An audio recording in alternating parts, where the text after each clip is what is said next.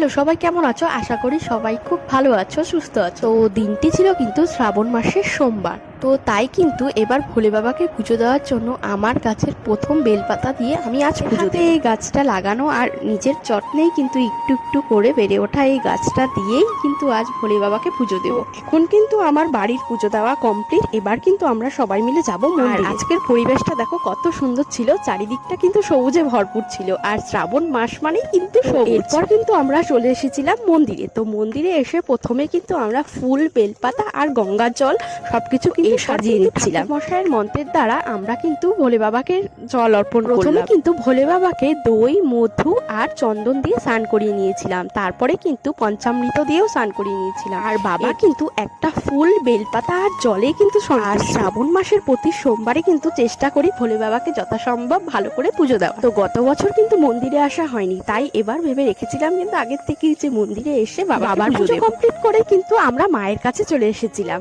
আর প্রত্যেক মাসেই কিন্তু আমি আগে আসতাম এই মন্দিরে পুজো দিতে। তো এখন কিন্তু জিনিয়া ছোট থাকার কারণে আর সেরকম ভাবে আসা হয় না। এবারের মতন কিন্তু আমাদের পুজো দেওয়া কমপ্লিট। এখন আমরা বাড়িতে চলে যাব।